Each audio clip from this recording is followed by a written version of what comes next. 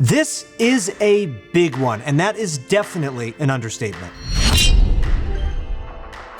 What is up, Team ProGuides? Come on in. Welcome back to another League of Legends video. This time we're going to be going over all the best champions for patch 10.16. We're going to be putting all the champions into a tier list to help you guys know who is strong and who is not. And as always, for our question of the day, if you could land one ability every single time, which one would it be? An obvious answer is something like a Blitzcrank Hook or a Morgana Q, but I want to hear some creative answers from you guys down below. And as always, if you want to get better at League of Legends, you know where to go. Go to ProGuides.com or download our free app to get a challenger coach right now who can help identify some weaknesses and help you climb ranked. Alright guys, with that being said, let's get into the video. With the continuation of the Spirit Blossom event, we have a ton of new skins joining the skin line. We've got Spirit Blossom Ahri, Cassiopeia, Kindred, Riven, and Yone all available in the skin shop right now.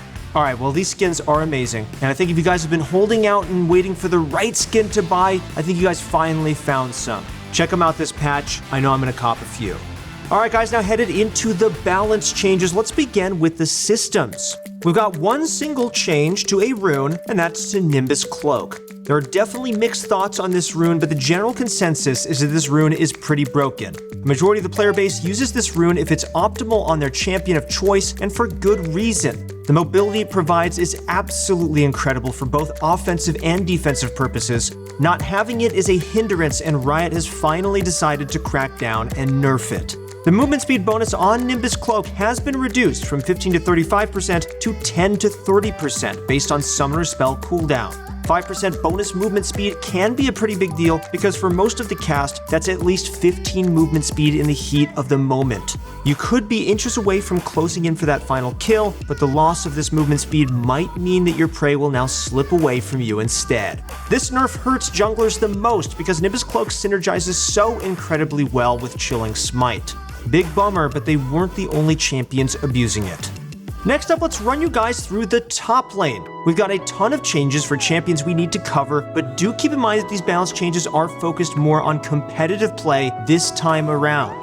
First up, let's talk about the boss, Set. Set's W damage has been reduced from 80 to 180 to 80 to 160, and his E damage from 50 to 170 to 50 to 130. This nerf is huge and will definitely force teams to second guess picking him altogether. He's lost so much damage as a result of this nerf on some of his most important abilities. If Set can't reliably take down his targets when he does manage to reach them, he loses a lot of value as a pick.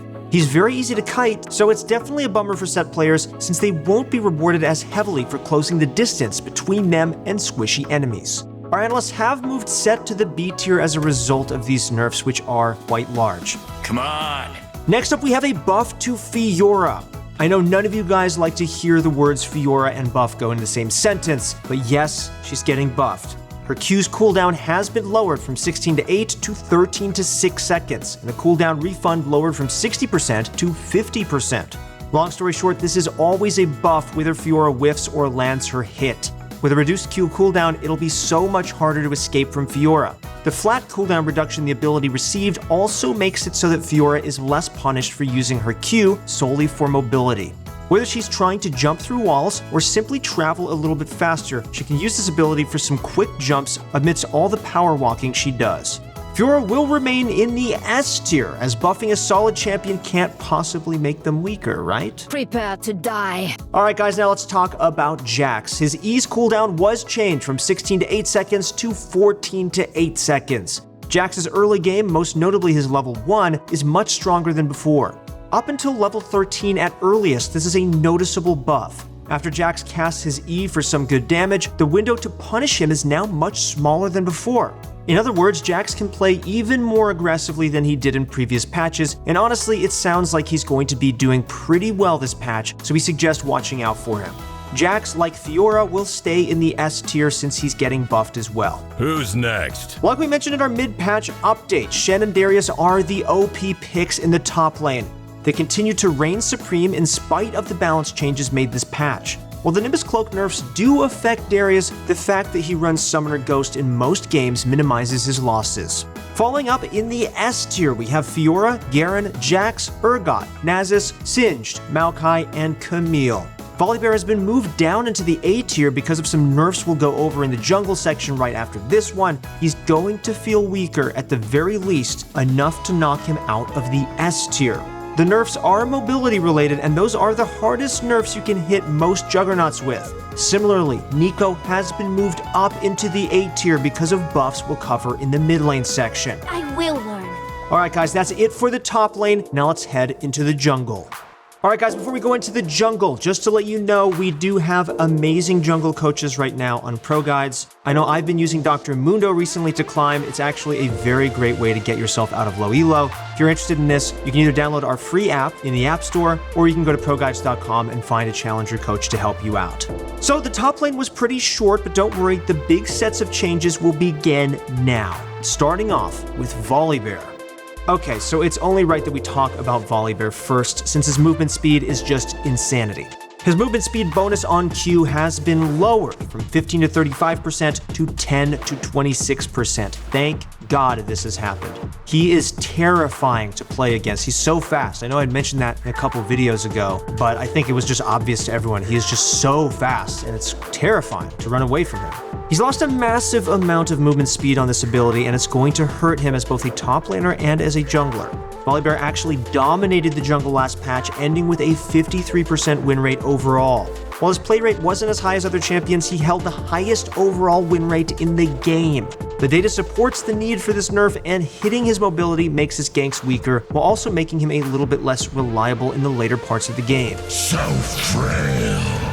Well, guess what? He's still in the S tier for jungle in spite of this nerf. His starting baseline is too high, and Riot needs to do more to get him out of the S tier. We will see how this nerf affects his win rate, and we'll let you know in our mid-patch update next week. Next up is Karthus. His Q's AP ratio has gone down from 35% to 30%. Karthus was also a dominant pick last patch, and he was an incredibly powerful jungler in both high and low elo. While this nerf does come off as rather minor, it's to Karthus' most important ability, the one with a 1-second cooldown. As a result, Karthus is going to deal a noticeably lower amount of damage in his games. We're moving Karthus down from OP into the S tier as a result of this nerf. Kha'Zix's Q received a buff in patch 10.14, and he's been stealing people's elo ever since. Kha'Zix's isolated Q bonus ratio has been reduced from 120% to 110% this patch, and that should hopefully make him more palatable in all games, including the ones where he's fed. Like Karthus, Kha'Zix's bread and butter ability has been hit, and we've decided to move him down from the OP section into the S tier as well. Evelynn is next, and she's receiving a massive buff to her Q. Her Q's cooldown has gone down from 8 to 4 seconds, and the cooldown refund when hitting monsters has been removed altogether. The biggest reason for this change is that Riot wants Evelynn to flex into solo lanes as well. However, even for jungle Evelynn, this buff is so big because it helps her out a ton in combat against other champions, or even when pushing out regular minion waves. The Q cooldown wouldn't refund on champions, only jungle monsters, so she'd still have a sizable 8 seconds to wait. However, now that the cooldown has been literally cut in half, her damage output in fights is going to be so much higher than before. Our analysts speculate that this patch, Evelynn is going to be OP. Ooh la la. If you guys want to learn how to abuse Fog of War, which is very important with Evelynn, since she relies on stealth, we have a bunch of content on ProGuides.com to help you out with that. Alright, now we have Hecarim for the next buffs. His E's bonus movement speed has been increased from 25 to 75% to 25 to 100% over the course of 3 seconds. An extra 25% movement speed on a fully charged E also increases Hecarim's damage output because of his passive. Hecarim's burst damage will be a bit higher this patch, and more importantly, his E will help him close the distance and also retreat from combat more effectively than previous patches. Hecarim will move into the S tier this patch. He's already a powerful pick, and this buff will only solidify this very statement. Especially if you're a low elo player, do not hesitate to pick him up. Skarner was buffed last patch, but he didn't really do as well as we thought he would. This patch, his Q's mana cost has gone down from 15 to 10, and his Q's total AD ratio up from 0.15 to 0.2. While this is a buff, it's still a pretty small one, and our analysts want to look at him a little bit more before we decide to move him up or down. For now, Skarner will remain in the B tier. Like we mentioned, our OP pick for this patch is Evelynn. While we can't conclude that Evelynn is objectively overpowered because of her lack of competitive presence, it's undeniable that she holds a ton of power in solo queue. The biggest reason for this is her stealth mechanic. Stealth is super strong in disorganized environments. Wards won't catch Evelynn out, so every player is tracking her by themselves, essentially. When you leave 5 players with an important responsibility, you know that at least one, if not all 5, are going to drop the ball at some point in the game. Long story short, Evelynn is an incredible solo queue champion. As long as you master her, she's a little bit difficult because she's quite squishy. We do expect her to really dominate this patch though. In the S tier, we have Karthus, Fiddlesticks, Nunu, Rek'Sai, Shaco, Elise, Warwick, Kayn, Nidalee, Zac, and Graves. For the low elo players specifically, the champions you want to watch out for are Kayn, Vi, and Volibear. These feel a bit stronger against players for various reasons. Players build Grievous Wounds less in low elo, so games are pretty free for Kayn in his red form, while Vi and Volibear thrive against players who haven't developed their mechanics as much as high elo players. That's it for the jungle, guys, so now let's head into the mid lane. What's another patch without another Syndra nerf? This nerf is definitely aimed at competitive play because Syndra has seen better days in solo queue. Her Q's damage has been reduced from 70 to 230 to 70 to 210. While it doesn't hurt her level 1, it hurts Syndra from level 4 and beyond. For reference, Syndra's win rate in high elo last patch was 47%, while overall it was a little below 48.5%. Syndra's mid to late game will feel noticeably weaker, and like other champions this patch, her bread and butter ability was the only one taking a hit. Syndra will be moved into the C tier as a result. Nocturne mid also received nerfs this patch. His passive's cooldown went from 10 to 14 seconds, and the cooldown refund against champions and monsters went from 2 to 3 seconds. This nerf should have little to no impact on jungle Nocturne, while still giving solo lane Nocturne the treatment Riot thinks he deserves. Although he's a niche pick, Nocturne has been finding more victories as a mid laner than as a jungler. A lot more, actually. I guess you could call this suffering from success, but maybe this patch, it'll be more just like suffering. Darkness. JK, we're going to be going ahead and putting Nocturne in the A tier this patch. Ziggs is next, and he marks the beginning for mid lane buffs. His passive AP ratio received a buff and now scales with a 50% flat AP ratio rather than ramping up from 30 to 50%. From level 1, you immediately gain access to its full power, and that's pretty big. Also, his passive damage against turrets has been increased from 200% to 250%. In order to make Ziggs feel like a relevant pick, Riot is buffing what's most unique about him: how quickly he can destroy turrets. This is actually a pretty big buff, and our analysts have decided to move Ziggs into the B tier because he's going to be doing pretty good as a niche pick this patch. Bombs away! Akali also received a small buff to help her out. Her E's damage type has been changed from physical to magic. Now that's an interesting change. In most cases, this is a buff because generally champions have higher base armor than base magic resist. However, in the mid lane specifically, there are a lot of champions who have low base armor to start the game off, so this will admittedly be a small nerf at the very early stages of the game. The opposite is true for top lane Akali because top lane champions are the opposite. They typically have pretty high base armor to start games, and as games drag on, her E dealing magic damage will actually be pretty beneficial for Akali players because of spell penetration from Morellonomicon and Void Staff. In addition to this, Akali's Q will now have its damage buffed by 5 at all ranks. This buff is pretty small, so Akali isn't going to move at all. We've also got a buff coming to Neeko. Her Q's initial damage has been increased from 70 to 250 to 80 to 260. Also, the bloom damage has gone up from 35 to 115 to 40 to 120. This will help out Neeko's wave clear pretty significantly because she'll deal at least 15 more damage with her Q when hitting stationary targets. This is also a direct combat buff. Buffs are buffs, but our analysts believe that Neeko will need a little bit more to push her into the S tier, so now she'll just remain in the A tier. Veigar also received a small buff. His base MR went up by 2. Although this won't matter against AD champions, 2MR is a pretty nice buff against some AP champions. This will allow Veigar to soak up a little bit more damage and help him scale into the mid and late game where he can shine. Although 2MR is still kind of negligible, our analysts do think this buff is actually kind of good. However, they don't think it's enough to push Veigar into the next tier, so he'll remain in the B tier this patch. Give up now! Yasuo is also getting some more MR. His base MR has been increased from 30, yes, to 32, another 2 MR bonus. It's not really much, but sometimes it helps, especially in the mid lane. And his R's damage is being increased from 200 to 400 to 200 to 500.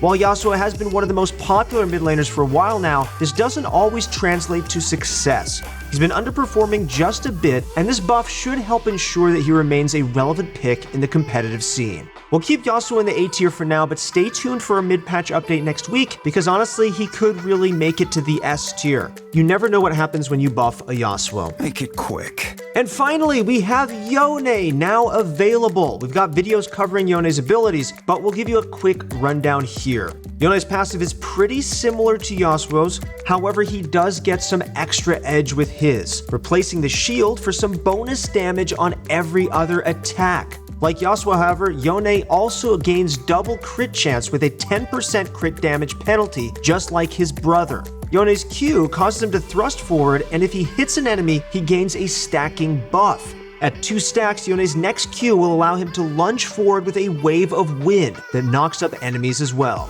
His W causes him to cleave forward in an arc, dealing maximum health physical damage, and also granting him a shield based on how many enemies he hits. His E causes him to leave his body behind and enter a spirit form.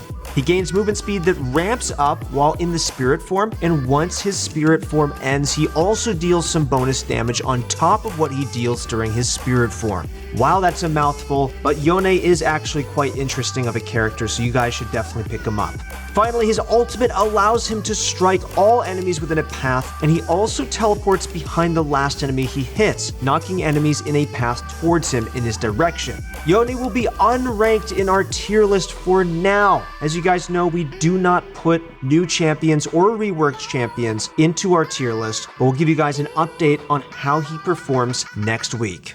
Our S tier for this patch consists of Fizz, Vladimir, Zed, Talon, Kassadin, Katarina, Echo, Diana, Silas, Galio, Annie, and Karthus. If you're in low elo though, go ahead and consider Swain the OP pick for the mid lane. He's still strong in high elo, but we can't call him OP there. I already knew that. Swain held a 53% win rate last patch in the mid lane, and a lot of this was actually due to his performance in bronze, silver, and gold. In low elo, Swain is an oppressive pick because he's tanky, has crowd control, and deals a ton of damage. That's the whole package, and players have a harder time recognizing his lower range and playing around it in low elo.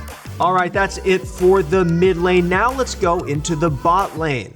First up, we need to talk about this Ashe nerf. Her Q's attack speed went down from 20 to 60% to 20 to 40%. Ashe's kit is stacked. She provides a ton of utility, slows on every auto attack, and also has her Q for an attack speed steroid. Lowering the amount of bonus attack speed she gains could make her less of a priority pick for most players. It's inevitable, however, that Ashe is still really good because of how much she brings to the table. We've moved Ashe down from the OP tier into the S tier, but expect her to remain a dominant force in the bot lane this patch.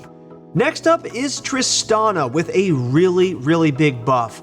Her E's bonus damage now scales with crit chance. The damage now increases by 1% for every 2% of crit chance Tristana has, and I cannot say this enough, this buff is actually huge. In the late game, she gains so much damage off this buff, and she's going to feel so much more rewarding if you can make it past the early game with her. Of course, this added scaling also means that Tristana's early purchases will provide her bigger power spikes than before. Any crit chance she builds powers up her E, and players shouldn't underestimate her.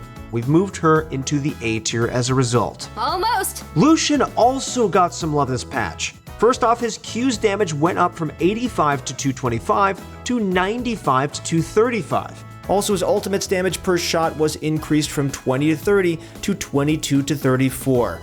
These buffs are really massive, wink wink, and Lucian, because he flexes into solo lanes, will likely become a heavily contested pick in competitive play. In solo queue, he'll have a better shot at fighting other bottom lane champions, and his damage output at all stages of the game went up because of this buff to his Q. And don't forget, his level 6, 11, and 16 power spikes are so much more potent as a result of this buff. If Lucian lands an entire ultimate, he gained 80 damage on it at level 6 and 180 at level 16. Lucian has also been pushed into the A tier following this buff. I've faced worse. Finally, Miss Fortune also received a small buff. This patch, she now deals 52 instead of 50 base attack damage. While Miss Fortune isn't as strong as she was in the past, getting some extra AD to work with as a bot laner is always nice. This buff isn't substantial enough for us to move Miss Fortune up a tier, however, so she's going to remain where she's at. Set sail. Our OP pick for this patch is Caitlyn. She's got some incredible statistics backing her up, such as a 53% win rate in Platinum and higher last patch. Caitlyn's a strong pick at pretty much every stage of the game, and players are using her for some easy wins. Headshot. The S tier for this patch consists of Ashe, Jinx, Jhin, Draven, Kai'Sa, and Ezreal.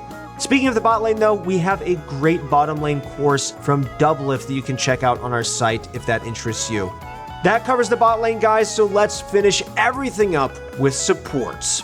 Karma is first, and yes, she's received a nerf. Karma has a ton of presence in competitive play, as she's one of the most commonly banned champions. She provides an immense amount of utility, is a great lane bully, and also flexes into other roles. Karma's Q mana cost has been increased from 50 to 70 to 65 flat, and the cooldown increased from 7 to 5 seconds to 9 to 7 seconds. These are substantial nerfs for both support Karma as well as solo lane Karma. Aside from the increased mana cost, Karma now has a much longer cooldown on her main source of damage. She's not going to be as strong in fights, but will still be elo to slowly chip away at her enemies' health bars. We're going to be moving Karma down into the B tier because of this big nerf. Peace. Bard has been a powerful pick in high elo, and he's finally receiving a nerf. His base HP went down from 575 to 560, and his W's full power heal from 70 to 230 to 55 to 215.